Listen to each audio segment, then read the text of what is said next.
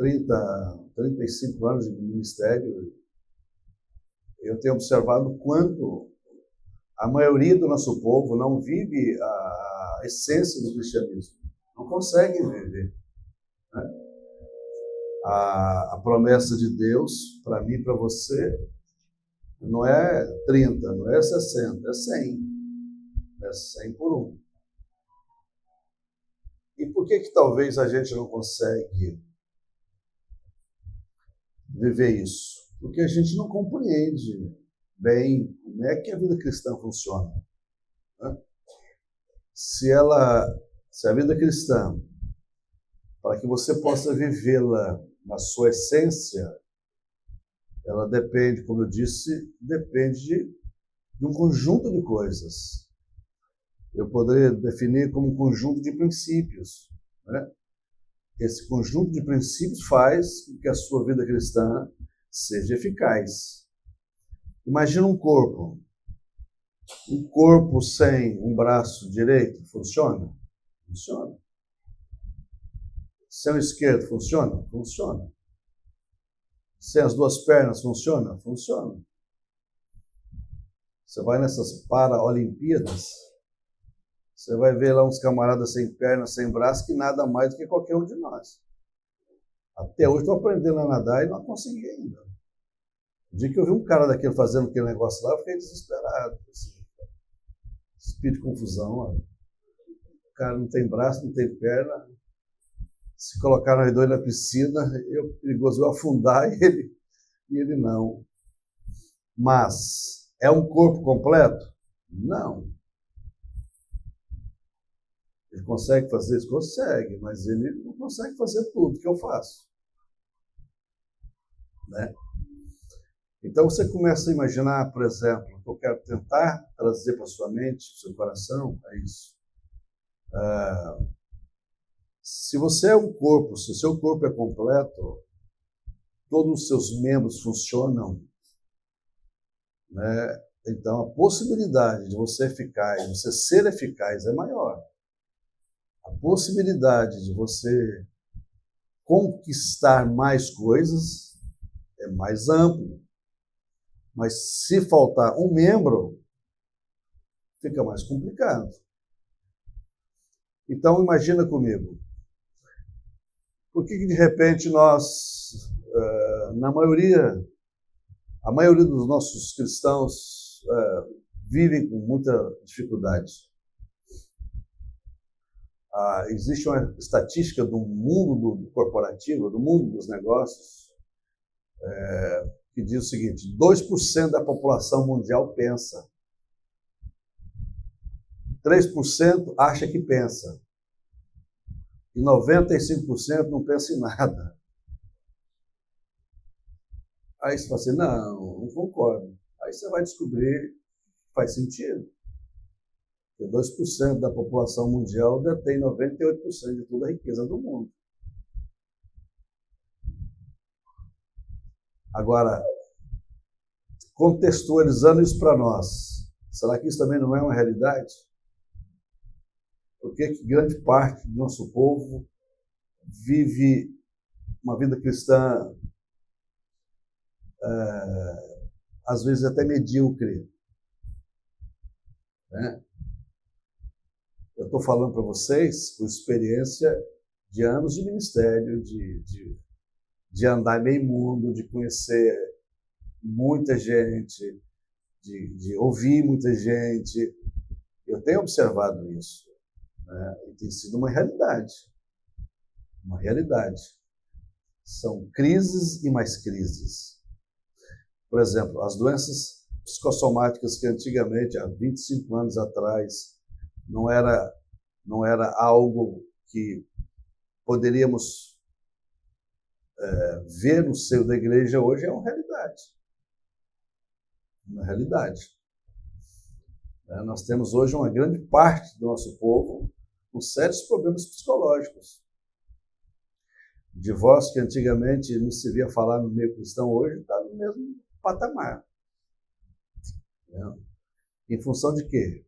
Em função de nós ainda não entendermos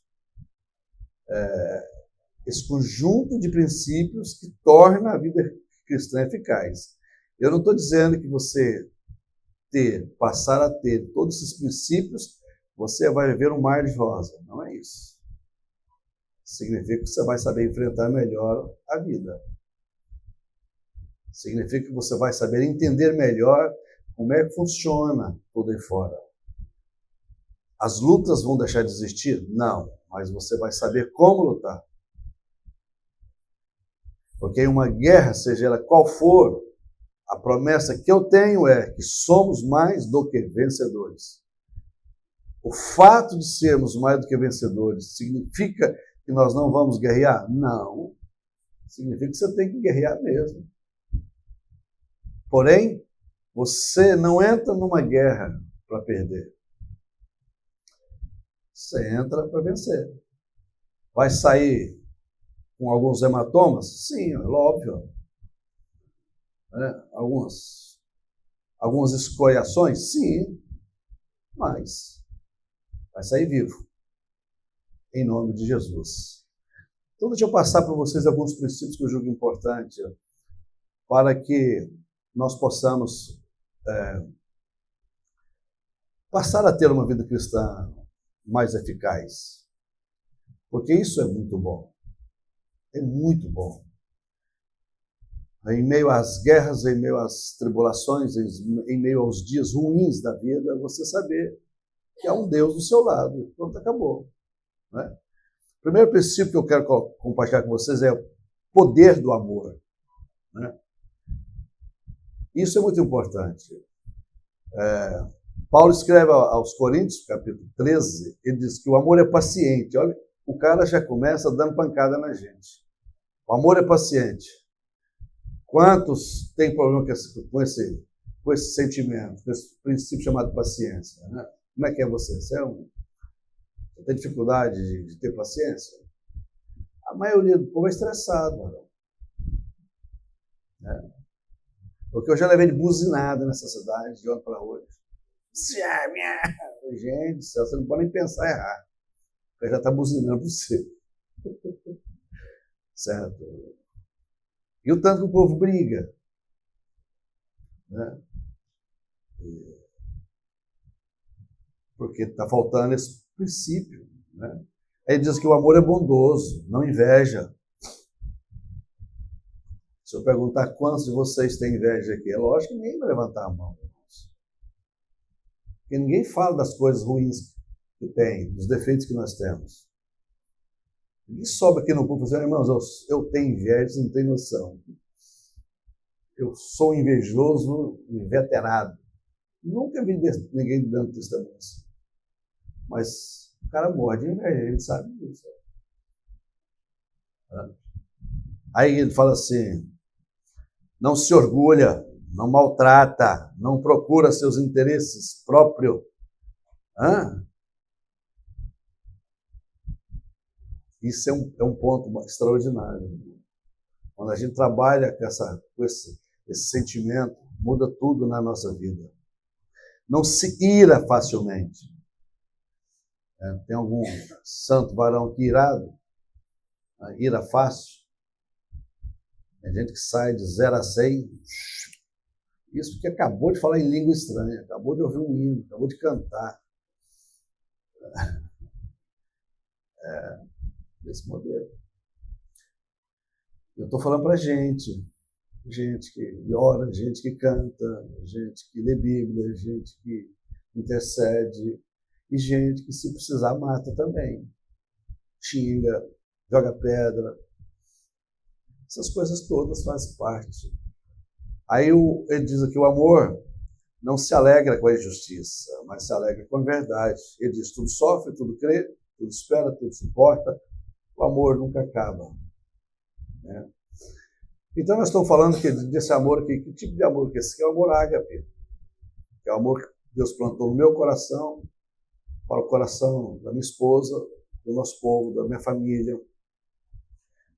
Não é o amor eros, não é o amor filho, não é o amor storge. O grego aponta 4 tipos de amor, não é esse amor. Então, esse amor ágape, ele faz diferença. Ele faz diferença. Quando José ficou sabendo que Maria estava grávida, a Bíblia diz que ele intentou deixá-la. Em uma mão, José tinha a lei, que poderia mandar apedrejá-la. Em outra, ele tinha o amor. Então ele decidiu pelo amor. Porque ele pensou, se eu abandoná-la, eu vou sair como um bandido na história. Eu engravidei a dona e, vazei. Agora, por que ele fez isso? Porque ele amava Maria. Ele amava Maria. Se ele não amasse, ele matava ela. Nunca nós ouvimos na história desse planeta falar de tanto amor. Canções escritas com palavras de amor.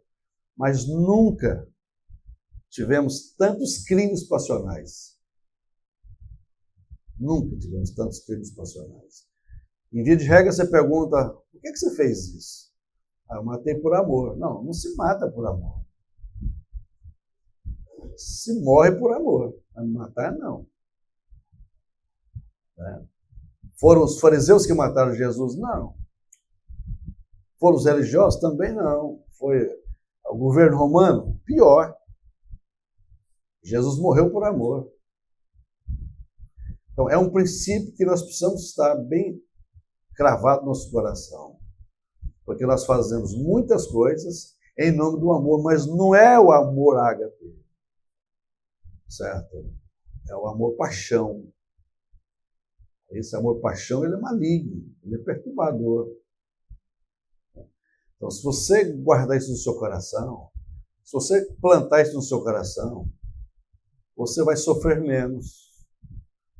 Porque você vai... Qual o problema que você vai ter? Nenhum. Olha. Deu uma crise aqui no louvor, por que eu vou brigar? Por que eu vou xingar? Por que eu vou embora? Por que eu vou abandonar o ministério de louvor? Só porque eu estou com raiva? Só porque a coisa não deu certo? Só porque não me deixaram cantar, não deixaram tocar? Só porque eu fui repreendido? Não, então tem alguma coisa errada na nossa vida. E se nós não aprendermos a viver como cristão de verdade, nós nunca vamos usufruir as bênçãos que Deus tem para nós. Nós só vamos ficar com a meia bênção, e talvez nem a meia bênção. E nós precisamos da bênção inteira, completa. Para nós é importante isso aí, muito importante. Uma coisa que eu aprendi há muitos anos atrás foi o seguinte: as palavras que mais machucam não são as palavras, ou melhor, as palavras que mais machucam são as palavras que nunca são ouvidas. Sabia disso? Não são as que são faladas, são as que não são ouvidas. Então você não pode perder a oportunidade de dizer que ama, de dizer que você se sente bem perto dessa pessoa, daquela pessoa. Tudo isso é maravilhoso para nós. Muito bom. Então esse é o primeiro princípio que vai desarmar você.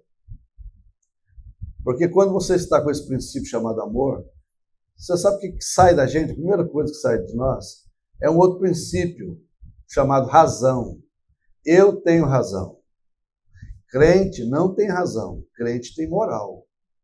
Ok? Jesus tinha razão para não morrer e morreu. Então as pessoas estão fazendo muita coisa errada em nome da razão. Não, não funciona assim. Tá? A vida cristã é diferente. Certo? É por isso que Malaquias diz, e outra vez vereis o que serve a Deus e o que não serve a Deus. Há uma diferença. Nós somos trabalhados todos os dias. Todos os dias. O Senhor trabalha em nós de forma maravilhosa. Outro princípio importante, o princípio da sabedoria. O que é sabedoria? É a capacidade de julgar corretamente e agir prudentemente.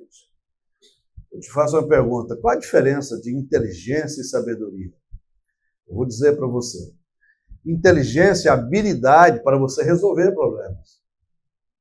Sabedoria é habilidade para você não entrar em problemas. Qual que você prefere? Eu prefiro não entrar em problema. E como é que a gente não entra em problema? Com sabedoria. Sabedoria. Provérbios 3, 14 e 15 diz: pois a sabedoria é mais proveitosa do que a prata e rende mais do que o ouro. Olha o que esse cara fala, gente. Todo problema do ser humano é problema de falta de sabedoria. Quantas besteiras que a gente faz. Né? Falta de sabedoria. Certo? Provérbios 13, 1, filho sábio ouve a instrução do pai. Cadê os filhos? Quantos filhos nós temos aqui? Todos, olha, né? Todos somos filhos. Talvez nem todos são pais, mas todos são filhos. Filho sábio ouve a instrução do pai. Ah, mas esse velho é chato demais. Nossa, deu ruim para o menino. Deu ruim.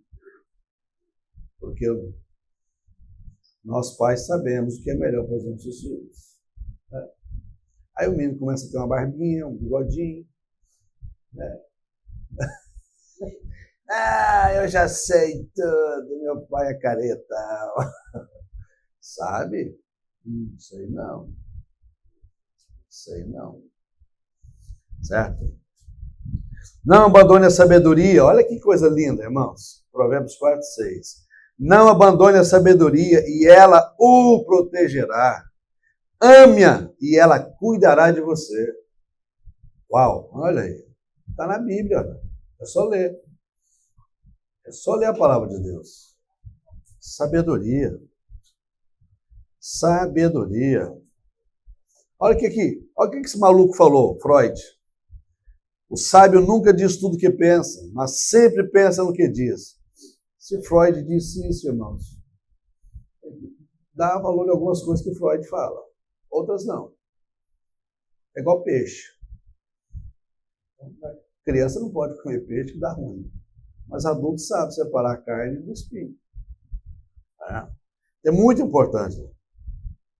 Sabedoria. Sabedoria.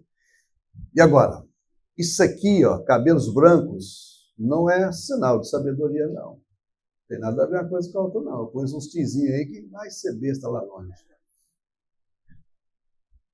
Sabedoria é decisão. Eu quero ser sábio. Eu quero andar com gente sábia. Ok? Isso é fundamental para nós. É muito importante.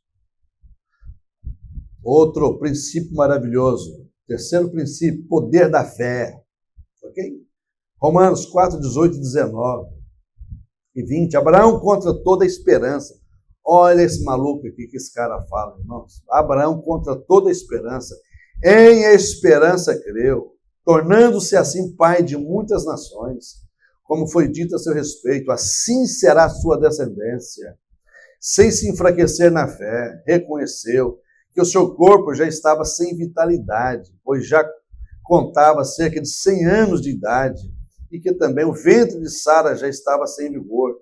Mesmo assim, não duvidou, nem foi incrédulo em relação à promessa de Deus, mas foi fortalecido em sua fé, dando glória a Deus.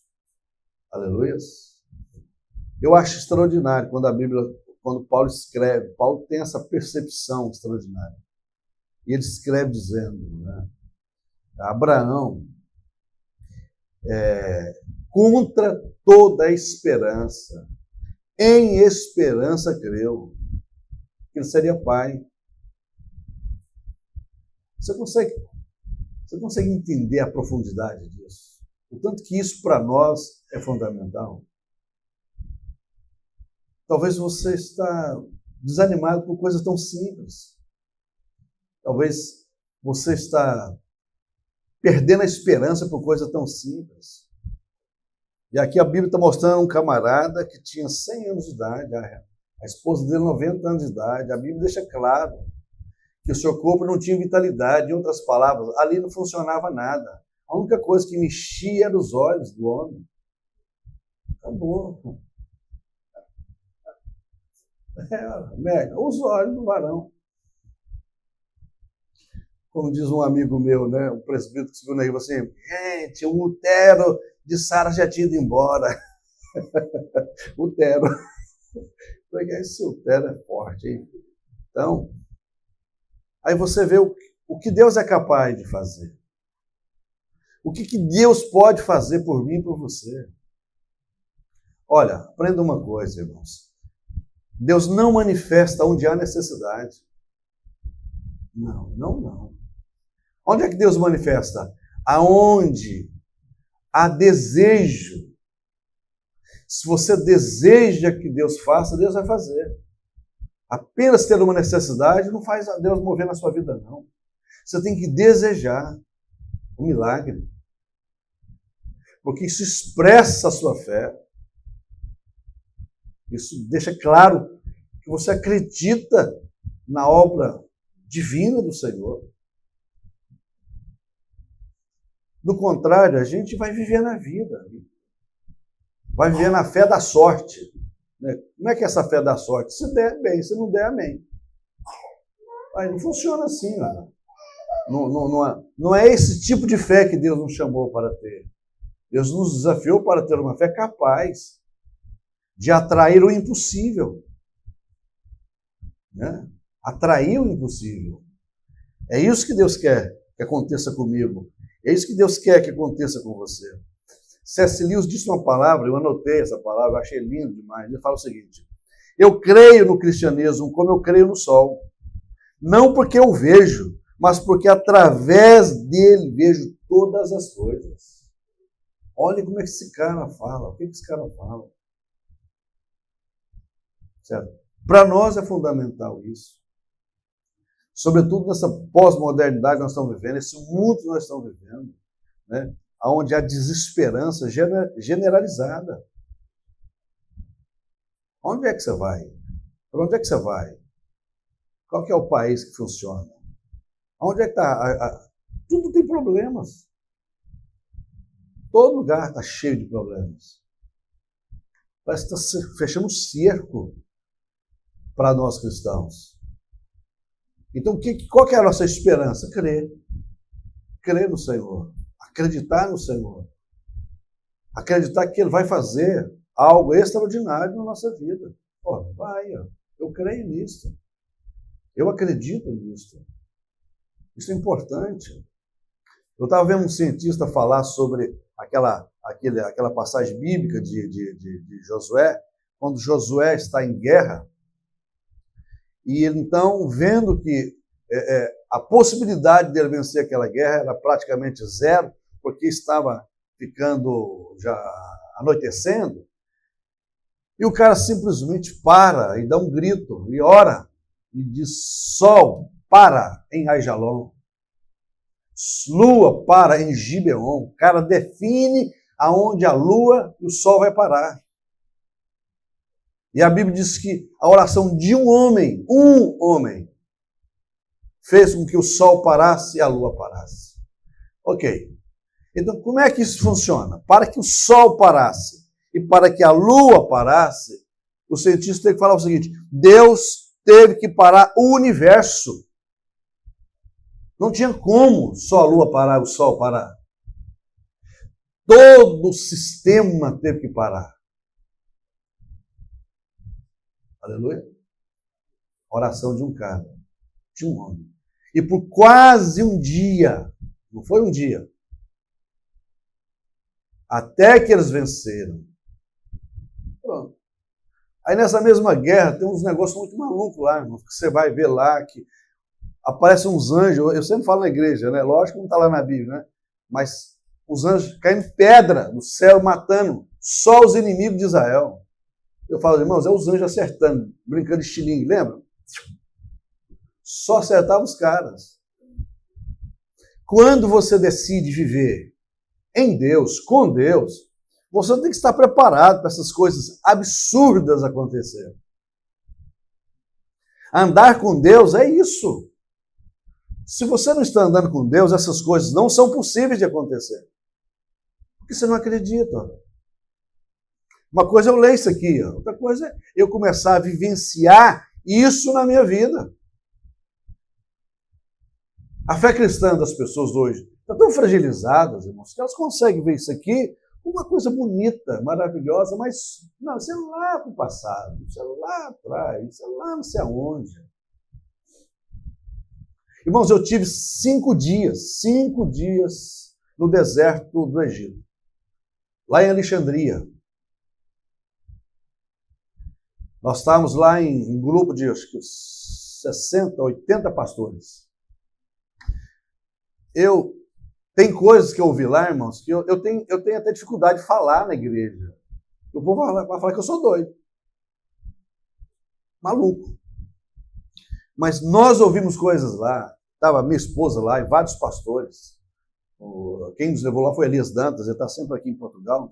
Deve ter ouvido falar nele. Olha, irmãos, é um negócio que você fica assim assustado de ver o que Deus está fazendo. Vou contar um testemunho. Então, vou dar 2 para vocês. Passou a fé.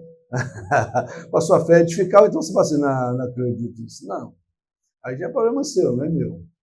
Por exemplo, Davi, um cara lá, um iraquiano. Né? O nome dele, deram o nome para ele de Davi. Porque não pode falar o nome dele. Esse moleque estava no sul do Iraque, guerreando contra aquele grupo terrorista chamado ISIS. Tá lá, mata um, mata outro, leva tiro para lá e pela pauleira toda. O cara vai evangelizado lá, pastor Pedro. Ele converte. Então ele vem embora da guerra. Chega na casa do pai dele e fala, pai, eu converti. O pai queria matar ele teve que fugir. Então, ele achou abrigo no centro de Bagdá. No centro de Bagdá, falando que estava lá a sociedade bíblica, organizando Bíblia para distribuir. Então, ele chegou lá para ajudar. Converteu, está lá ajudando, tá. O pai dele chamou outros meio-irmão dele, né? Porque o cara tinha não sei quantas mulheres, então, filho não falta, né? E para ir lá matá-lo. Chegando lá, era uma tenda muito grande. 2 irmãos dele chegaram lá. Quando eles chegaram lá, tinha um primo do Davi do lado dele, que não era crente. Certo? Estava lá junto com ele. E ele contando para o primo dele sobre a conversão dele. E chegou os meios irmão dele e perguntou para o primo dele, onde é que está o Davi? Ele falou, está aqui, ó. E estava do lado dele. Aí os caras perguntaram de novo, onde é que está o Davi? Ele falou, está aqui. Pela 3ª vez, onde é que está o Davi? Está aqui. Os caras ficaram tão irados, irmãos, que picaram o cara de faca. Furaram ele todinho. Pegaram ele, colocaram no carro e jogaram no hospital. Beleza. Chegando no hospital, os médicos chegaram, viram que já tinha óbito, já era. Aí, ele falando, os médicos saíram, chegou um camarada, bonito, de branco, todo de branco, e começou a colocar o dedo nas perfurações. Aonde ele ia colocando o dedo, ia fechando. Fechando. Aí ele fala, eu sou Jesus. Eu vim aqui ressuscitar você, dar vida para você. O cara levanta, desesperado, com a roupa toda rasgada, toda ensanguentada, mas nenhuma perfuração. Volta lá para a tenda e fala, o Davi estava lá, quando o Davi viu ele, desesperou, né? Porque viu que ele saiu morto dali. Aí ele falou, primo, Jesus apareceu para mim e me curou, e me sarou, me restaurou. Agora eu creio nesse Jesus. Esse Jesus que você está falando aí é real, é verdadeiro. Aí eles tiveram que vazar de lá, né? Foram para o Egito. Porque lá no Egito tem um pastor Samed, que é o pastor da maior igreja do Egito. Mais de 20 mil membros. É um negócio maluco, irmãos, grande demais. E o pastor Samed tem muito crédito com o governo. Ele é um médico que montou um hospital, e que ajuda muita gente. Então ele vai pegando esses caras, tudo de outros países, que não podem ficar nos seus países, que serão mortos, e ele leva para lá e vai cuidar deles. Esse é um testemunho. O outro testemunho é uma irmã lá do Egito, que ela converteu, e para lá, tarará, e o marido dela entrega ela, o pai dela. Sua filha converteu. Eu não quero ela mais, não. Ela converteu a Jesus lá, tal. Beleza. O pai dela chama, ela conversa, ela, não, pai, vai contar a experiência que ela teve com Jesus. Beleza. O pai dela vai e chama o chefe da sinagoga, não é? Mesquita, né? O chefe deles vai lá para conversar com ela. Ela está num quarto, não há uma porta, apenas um pano tampando lá. O cara entra no quarto, fala com ela e não consegue dissuadi-la. O cara sai dali, vai na sala e fala para o pai dela, não tem jeito a sua filha, já era. Então, o pai dela decide, nós vamos matá-la então. Ela tem que morrer. Então tinha a anuência do pai, do marido e do chefe lá da mesquita. Nisto, quando foi definida a morte dela,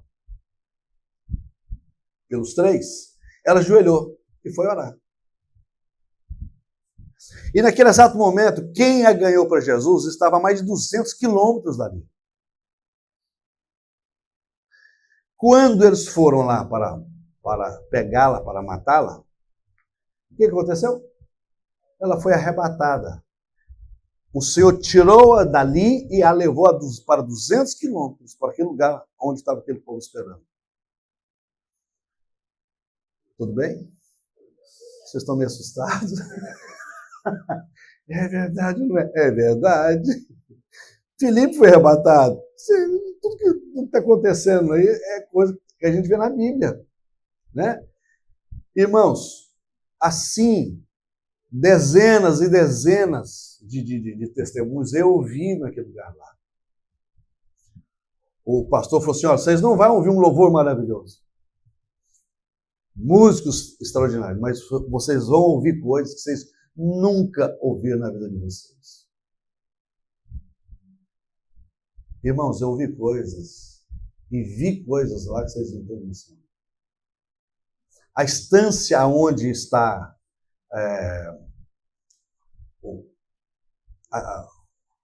onde o pastor Samed construiu, uma estância linda, um hotel, campo de futebol, piscina, porque ele reúne 60 mil jovens lá em novembro. Todo novembro, todos os dias, ele leva 10 mil jovens para lá.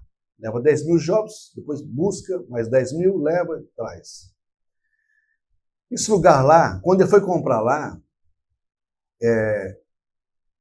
o governo não vende imóvel, terreno para a igreja. É lei do país, né? Então não vende para a igreja. E aconteceu o fato que o pastor Samed estava evangelizando a filha de um primeiro-ministro lá. E ele converteu, a menina converteu e conseguiu uma audiência com o presidente. Aí o pastor Samed conversou com o presidente então falou assim, dá uma olhada lá. Observou, Alexandria fica a 300 quilômetros de Cairo. E esse terreno fica mais ou menos 40 quilômetros de Alexandria. Deserto puro. Aí o governo mandou dar uma pesquisada lá, então a probabilidade de água naquele lugar era 300 metros de profundidade.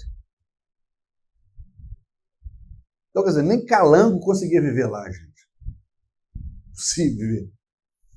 Beleza. Então vende. Porque não tinha possibilidade nenhuma de gerar nada lá. Ok. Pastor Samed comprou. Ele foi para lá, derramou meio litro, quase um galão de óleo, ungiu, orou, levou a turma. Já viu o crente, né?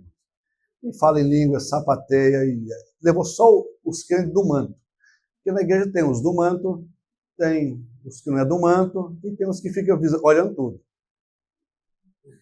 Daí, ó, que leva. Isso é coisa de igreja. Toda igreja tem isso. Só aqui que não. Mas em Goiânia tem demais. Certo? Beleza. Oraram, levaram os maquinários, Vagnão. Tacaram máquina lá. 6 metros. Água em abundância. O povo ficou maluco. Prova disso que depois de quase 18 anos que eles construíram isso lá, se tornou uma cidade, toda aquela região. Não foi só a área dele que deu 6 metros de água. Toda a região passaram a ter água em abundância. Aonde a igreja vai, irmão? O negócio é extraordinário. Grava isso, vou dizer para você, eu falei aqui na nossa reunião. Satanás é territorial, ok? Os demônios agem por território. Porque eles não são oniscientes. Eles não são onipresentes. Então eles não estão em todo lugar ao mesmo, não está em todo lugar ao mesmo tempo. Agora, a bênção de Deus é diferente. É totalmente diferente. Por quê? Porque onde você está, a bênção está. Acabou. Não depende. Você está em Portugal hoje, ok, a bênção está sobre você. Você vai para qualquer outro lugar, qualquer outro país, a bênção está sobre você. É diferente. Então, olha que coisas maravilhosas nós estamos vendo. Então, outro princípio importante, certo? Que faz toda a diferença nas nossas vidas, certo? Princípio do network. Por exemplo, eu estou aqui hoje por causa do network. Ó. O primo do pastor Wagner congregava comigo e me apresentou ele. Eu vim aqui, gostei dele, falei, esse menino é bom. Menino até ajeitado, né? Bonitinho, arrumadinho. E tem uns meninos feios. Andar com gente feia é complicado, pega mal pra gente, né? Eu falei, não dá não. Esse menino é bom, dá pra andar com ele. Tá gravando, minha filha? Ah, misericórdia! Você corre. Certo? Não, esse menino é bom. Então, o princípio do network. Né? O tanto que isso é importante. Eu estava vendo uma entrevista de um CEO da Coca-Cola. Achei interessante demais. Eu vou colocar aqui para vocês. Olha o que esse cara falou. Ele falou assim, estou na cadeira como CEO da Coca-Cola, não pelos diplomas que eu tenho, mas sim pelos amigos que me indicaram. Ok? Pelos amigos que me indicaram. Então, por isso, eu sempre falo para os nossos membros lá, você não pode ser chato. Gente chata é complicado, gente enjoado. Só os que conhecem uma pessoa enjoada dizem, Alguém está dizendo, eu sou um também. Então você não pode ser enjoado, você tem que ser agradável. Ó. Misericórdia. Você tem que procurar se dar bem com todo mundo. Ó. Porque o poder do network faz diferença. Olha que coisa maravilhosa. José estava preso na cadeia, sim ou não? Como é que ele foi parar no palácio de Faraó? Network, olha. Faraó tem um sonho. Os macumbeiros lá, ai Deus é extraordinário, né? De network, essas coisas todas. Os macumbeiros não conseguem revelar o sonho do Faraó. Aí o copeiro, que passou 2 anos com ele na cadeia, lá atrás, há 2 anos atrás, estava com ele na cadeia. Ó, ei, para aí. Tem um camarada lá na cadeia, chefe, que ele revelou meu sonho, tanto o meu como o do padeiro. O padeiro, ó, já era. E eu estou aqui com o senhor. Manda chamar o menino. Chama José, dá um banho de José de loja, corta aquela barba dele, corta o cabelo, arruma o garoto chega lá na presença de Faraó, revela o sonho de Faraó e dá direção para Faraó. O que ele tinha que fazer? O cara dorme na cadeia e no final do dia o cara está sentado no trono de Faraó. Ele se torna governador. José poderia estar revoltado, sim ou não? Não, vai para o inferno vocês, eu estou lascado também, vai todo mundo se ferrar. Ser um cara revoltado, Ele tinha tudo para isso. Ó. Ele estava preso. Quem vendeu ele? Os irmãos dele, gente. Então ele poderia estar lá ó, com a alma triste, angustiado, mas ele decidiu a viver outro tipo de vida. Se você deixa a amargura, a tristeza ferir você, você vai se tornar uma pessoa amarga. Você vai dar ferrão em todo mundo. Não funciona assim, gente. E o cara se tornou quem? Se tornou governador de forma maravilhosa, de forma poderosa, porque é assim que Deus faz. E olha, vou contar mais um exemplo para vocês disso aqui. Do Davizinho, Saul endemoniado, cheio de capeta. E os oficiais sem saber o que faz. Fazendo tudo. Chefe endemoniado, como é que faz? Aí um dos capitães falou assim, olha, é o seguinte, nós temos que arrumar alguém para vir aqui tocar para o senhor. Umas músicas boas, aquelas músicas da Assembleia de Deus, sai, todo o poder das trevas. Tarará. Então os caras já sabiam tudo essas músicas aí. Né? Então, chamando esses caras, vamos chamar uma turma para cantar aqui para o senhor, um cara para tocar. Aí um outro falou assim, eu sei quem, eu conheço um garoto, filho de Jessé. O cara tem boa aparência, por isso você não pode andar esculhambado, né, varão? Largado. Nossa, mas tem uns homens largados, gente do céu. Aí não pega nem Covid, irmão. Tão largado que tá. Né, irmão? Aí as irmãs ficam desesperadas, porque ficam esperando os varão se posicionar, os cabras feios, largados, descabelados, os cabelos no nariz que faz roupa, faz curva aqui. Tem, eu conheço uns caras, aqui nunca vi. Não vou me complicar, né, vai? Uns camaradas que 7 horas da manhã tá azedo. Nossa, gente, não dá para abraçar uns caras desses. Né? Andorra também não tem. Né? Os caras tudo bonito. Não, olha o tamanho daquele vaso lá, o pastorzão. 1,90 m, slim fit. Né? Mas bombeiro, não é que tem bombeiro de 150 quilos. Não dá, né? Bombeiro de 150 quilos. Vai pôr fogo nele. Não vai apagar fogo de ninguém. Conheço Davi. Arrumadinho, cara. Toca bem. Vocês músicos, não é só chegar aqui, não. Melhora, gente, dá uma melhorada. Estuda. Né? Porque eu fui criado na Assembleia de Deus. Ó. As músicas lá só tocava em uma nota. Lá no meio da música mudava uma nota. E nós abaixava a cabeça e rachava o pau. Mas isso é 40 anos atrás. Ó. A gente vai melhorando. Ó. Sim ou não? Tem que melhorar. Ó.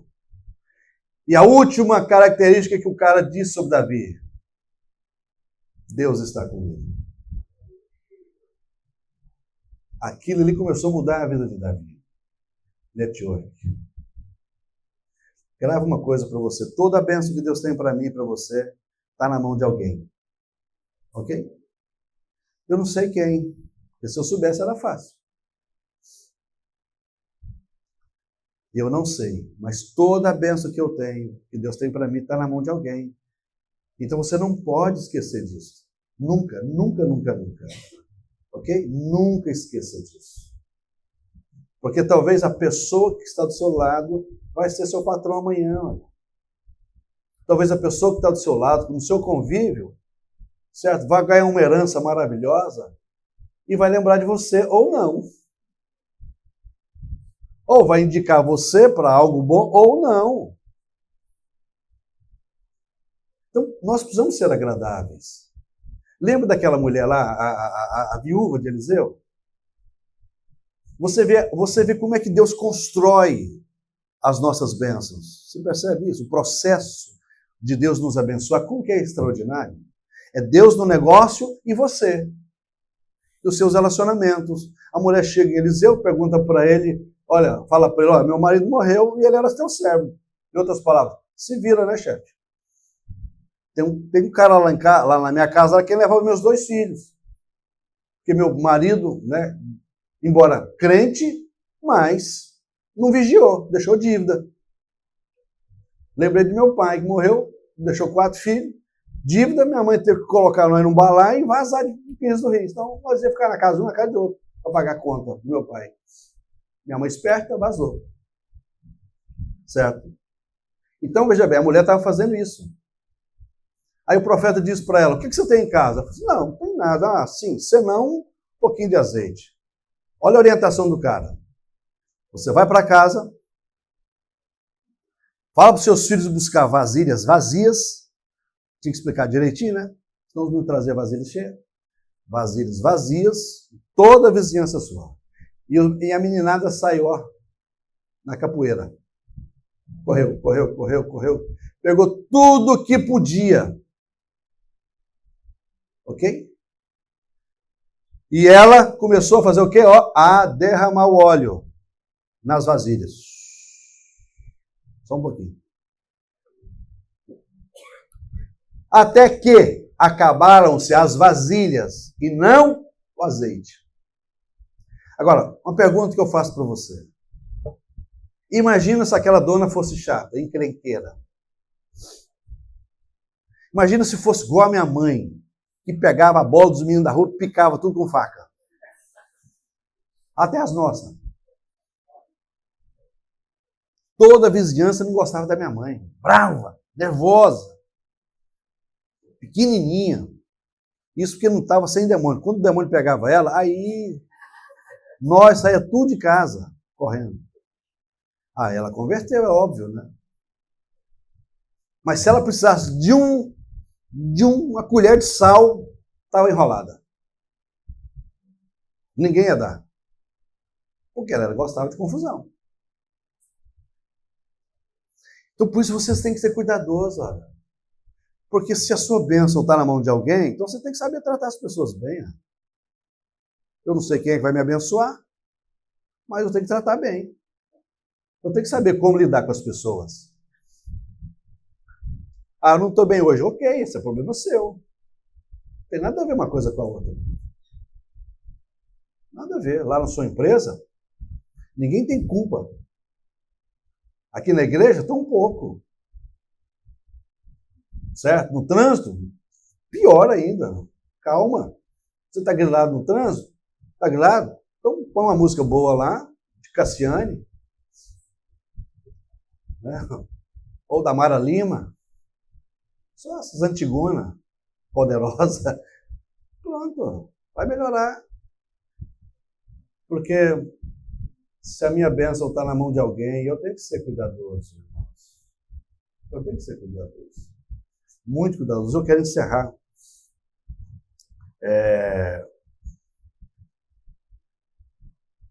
Falando para vocês, outro poder, outro princípio maravilhoso. Dinheiro. Dinheiro é bom ou o dinheiro é ruim? Dinheiro nem é bom nem é ruim. Depende da mão de quem está. Outra coisa, a gente ouve sempre assim, fulano ficou rico, ficou doido, ficou maluco. Não, ele já era. Você, quando tem dinheiro, você só vai potencializar quem você já é. Se você é bom, você vai se tornar melhor. Se você é ruim, você vai ficar pior. Certo?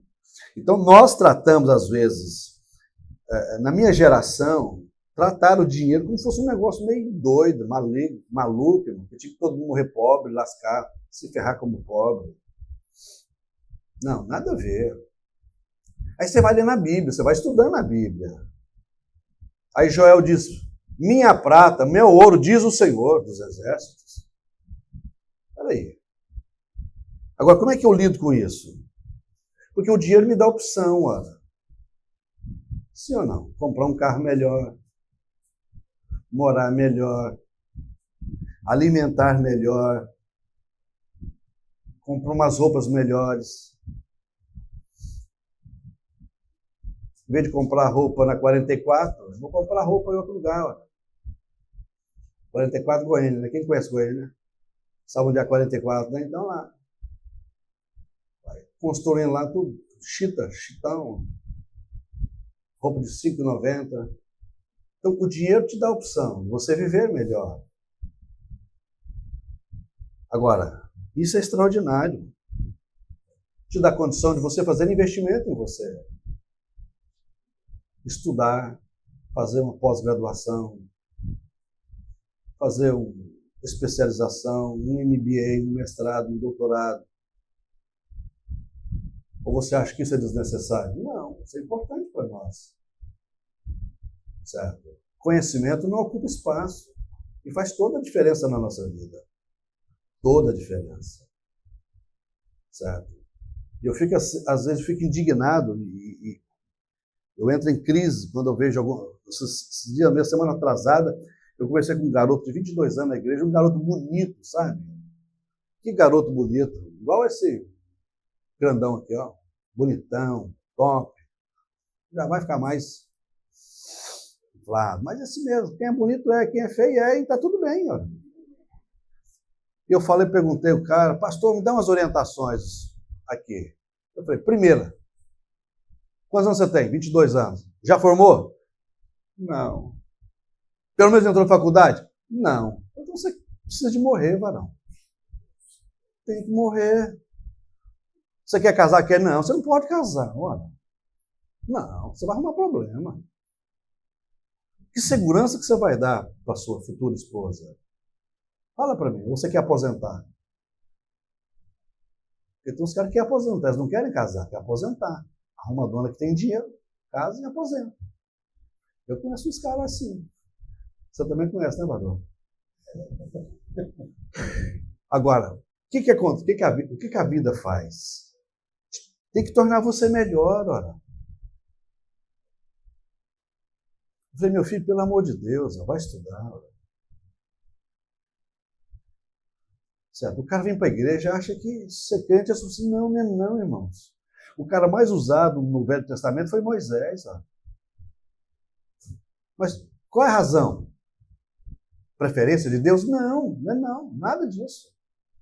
Porque era o cara que tinha o maior conhecimento em todo o Velho Testamento. O cara foi criado em toda a ciência e conhecimento do Egito. Ok?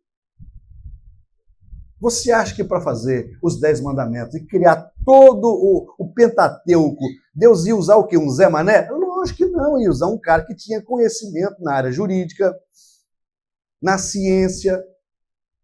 Os caras passaram 40 anos no deserto, ninguém ficou doente. Não pegou pereba, não pegou lepra, não pegou coceira, cafubira.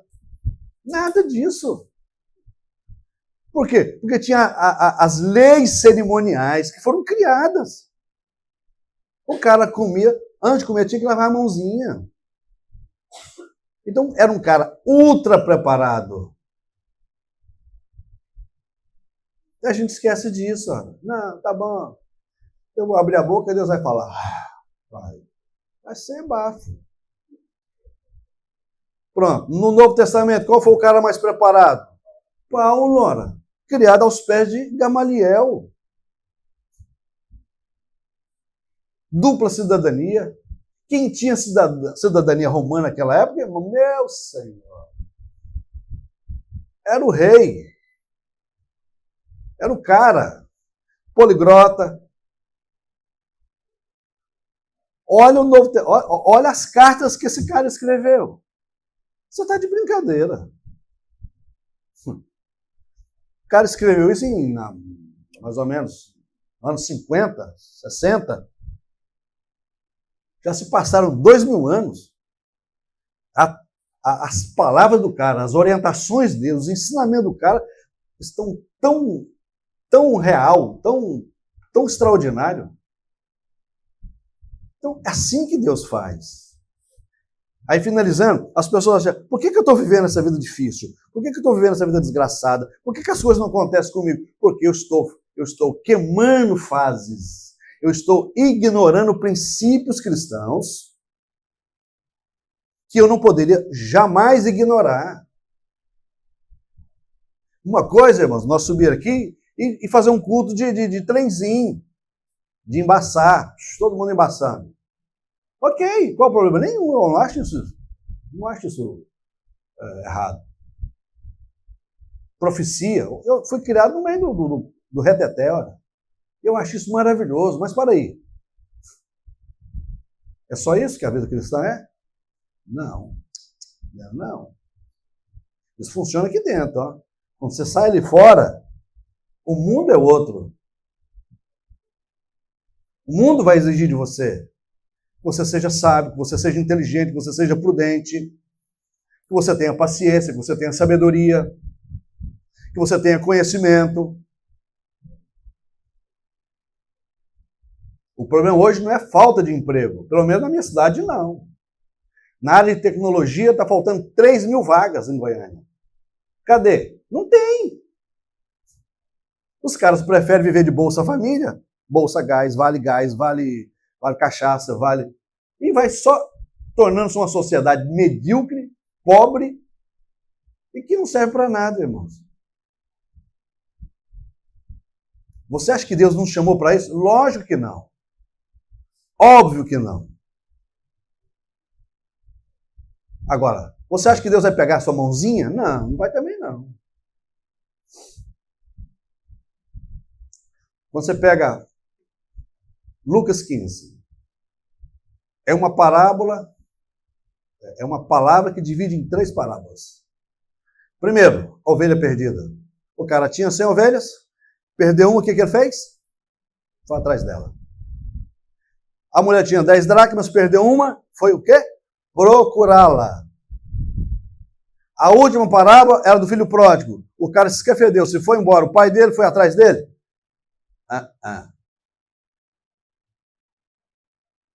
Agora, por quê?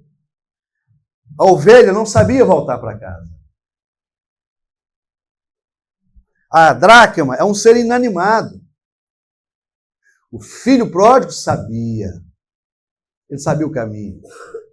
Então ele tinha que voltar. Dependia dele. Até que ele falou assim, a Bíblia diz que caindo em si, e disse, na casa do meu pai, os jornaleiros comem o melhor. E eu aqui dentro de uma pocilga, um judeu numa pocilga. Olha como é que o diabo faz com o ser humano. Pega o ser humano longe do Pai, longe de Deus, e joga você nas masmorras para viver um lixo. Mas quando você volta para o seu Pai, a sua vida muda, a sua história muda. Mas você tem que cair em si. Ó. Deus te deu inteligência para isso. Ó. Certo? Então nós não podemos achar que essa igreja vai se tornar uma igreja relevante nessa cidade. Se vocês não crescerem. Entende? Temos que crescer. Cada marido se tornar melhor marido. Cada pai se tornar melhor pai. Cada profissional se tornar melhor profissional. Cada músico se tornar melhor músico. Cada membro dessa igreja sentir a necessidade de buscar outro membro. Quando Jesus entra na cidade e ele quer cortar aquela figueira, ele manda cortar aquela figueira, os discípulos não entenderam aquilo ali. Eles acharam que Jesus foi muito radical. Mas a razão de Jesus mandar cortar aquela árvore foi única, porque ela estava descaracterizada da sua natureza. Qual era a natureza daquela árvore? Dar frutos. Então, deixa eu dizer algo para você importante. Você não tem que temer, certo? A tesoura. A tesoura não é problema para nós. Porque a tesoura, quando vem numa árvore, é para podá-la. Sabe para quê? Para ela dar mais fruto. Agora, você tem que ter medo do machado. Porque o machado vem lá na raiz, ó. Então, a sua característica é gerar fruto. Se você não der fruto, você corre o risco de ser cortado.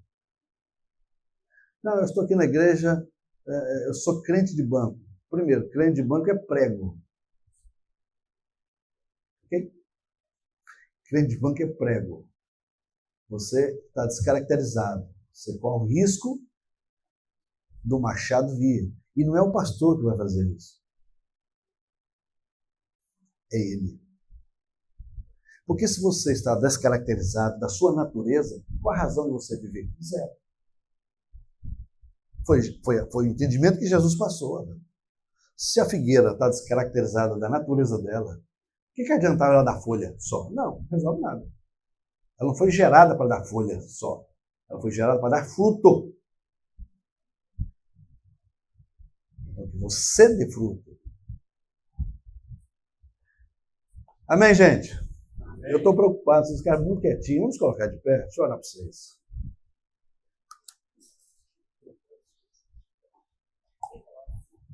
Irmãos, eu sou pastor de igreja, né? Então, eu não sou evangelista.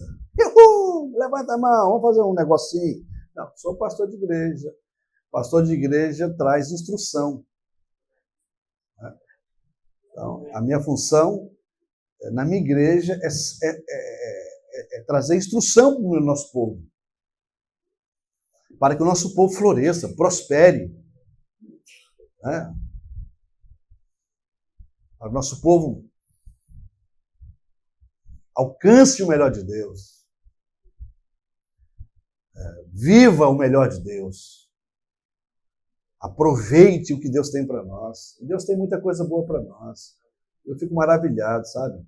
Com as coisas de Deus. Maravilhado, maravilhado, maravilhado. Porque é muito bom. É muito bom viver em Deus. Então, essa é a minha vontade, é meu desejo fazer isso, trazer isso para vocês. Curva a sua cabeça. Obrigado, Senhor.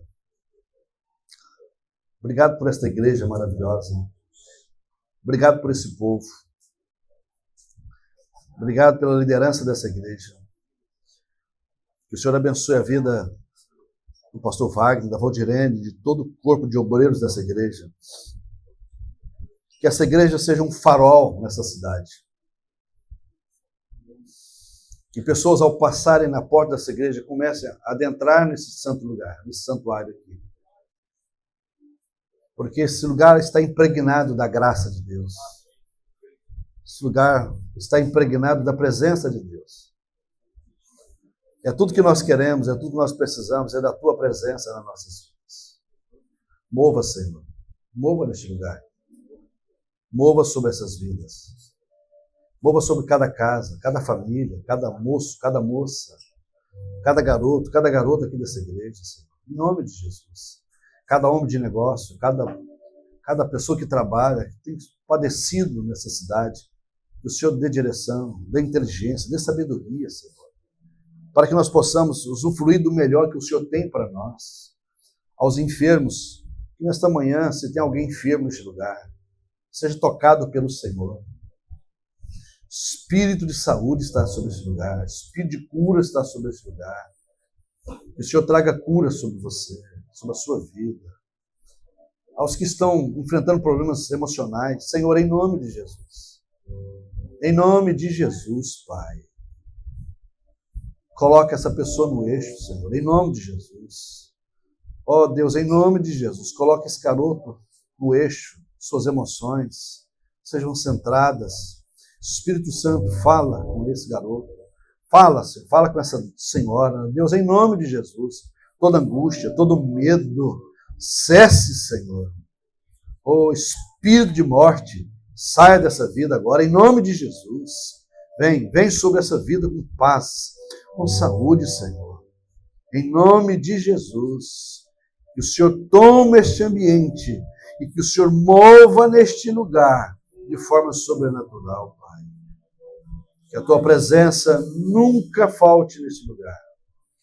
Ó Senhor, ó Espírito Santo de Deus. Espírito Santo de Deus. Começa a ajustar a vida desse casal, Senhor. Esse casal não está bem. Deus, em nome de Jesus. Palavras de divórcio já foram faladas na casa deles. Deus, em nome de Jesus, espírito de separação, sai. Em nome de Jesus, traz paz, traz unidade, Senhor. Em nome de Jesus, em nome de Jesus. Oh, aleluia, aleluia.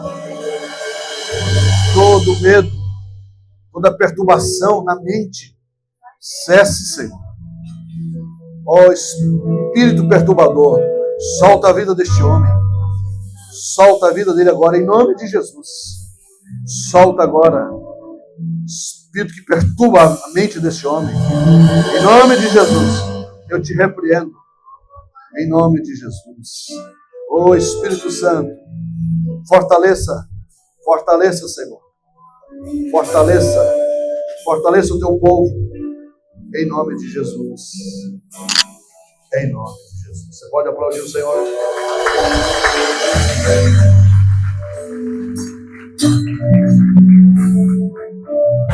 Obrigado.